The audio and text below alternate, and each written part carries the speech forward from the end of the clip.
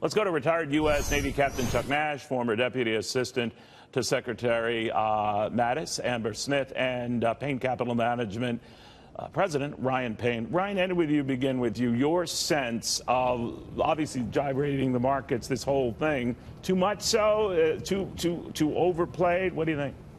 Yeah, I think it's always a little overplayed, especially in context of the overall market.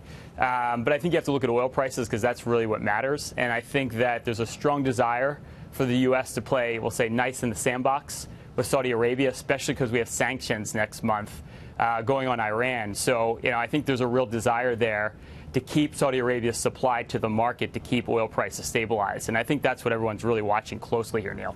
Amber, looking at this and how we play it, we can't pick and choose our friends in the region, but apparently we're working on a plan, I'm told, that means that the Crown Prince can't stay. That for whether you believe him or not, he's just damaged goods. So King Salman has to tell his son, Mohammed, step aside and then replace him with somebody else. But it's not as if the Crown Prince goes away. It's not as if he's going to go to a jail or be punished.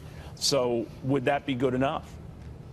Well, there's lots of internal workings and turmoil with the Saudi family right now. And I think that regardless of what happens, we have to remember that we cannot basically afford destabilization in the region right now. And what we have with Saudi Arabia is the only counterbalance to Iran. And so technically we need them to be that stabilizing force, that friendly force. But what if they're not that stabilizing? You know what I mean? Like, I understand in this case and the argument for that, but if they were to behave this way and all this stuff is true, they're not exactly, scaling back this stuff. They're kind of flaunting it, and they're actually being a destabilizing influence doing this stuff, aren't they?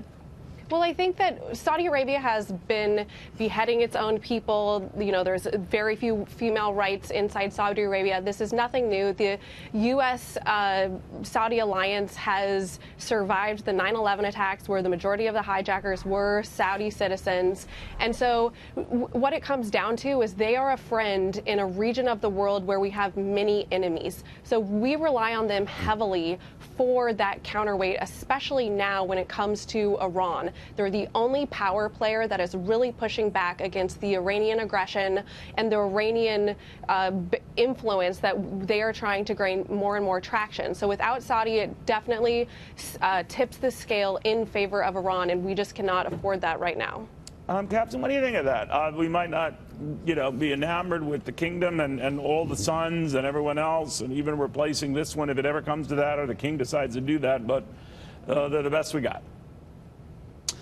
Well, I go back to the very founding of the modern Saudi state, and that is the Wahhabis hooked up with the House of Saud, and they essentially mobilized their version of Islam to support the House of Saud. And up until recently, that bond many believed was unbreakable. And then along comes Mohammed bin Salman.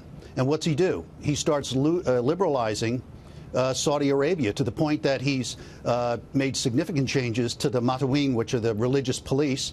He started talking to, the head of the Christian Coptic Church, right, the Archbishop of Canterbury, and other religious leaders. In fact, last month, the commissioner of the U.S. Commission on International Religious Freedom visited, and Mohammed bin Salman was quoted as saying that he wants to have a Saudi Arabia that's open to all religions and to the world.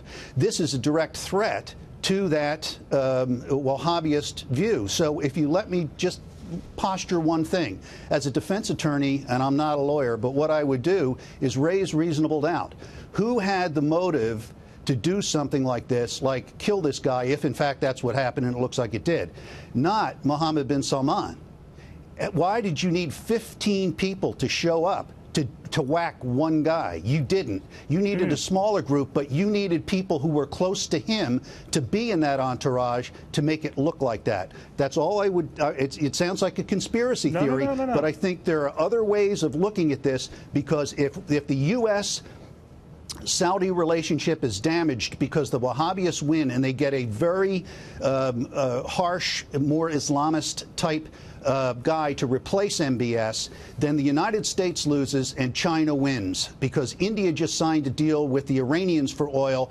China could now move in through with the Pakistanis and get that deal with a replaced regime in Saudi Arabia. You just looked at something far more eloquently than I did yesterday, saying much the same thing, but leaving it at a Columbo episode. That it's not always the person you think in the Columbo episode. Of course, I dated myself. No one else knew what I was talking about.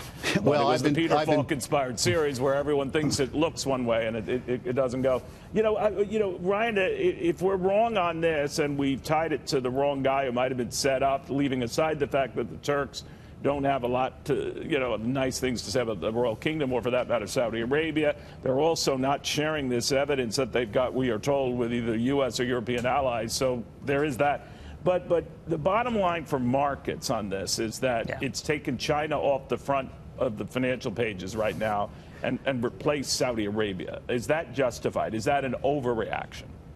Yeah, I definitely think it's an overreaction because really when it comes to the global markets, I'm not quite sure.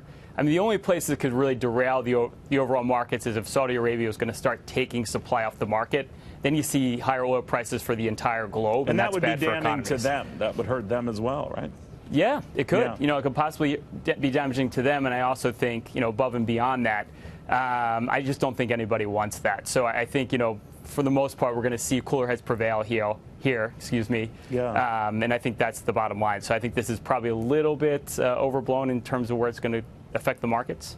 Amber, I know you're not a market person. Blessedly, you look at the real fundamental issues here. So I'm wondering, from your vantage point, what would make this crisis ease? What do we have to see to the old view, cooler heads prevailing? What would get those cooler heads prevailing?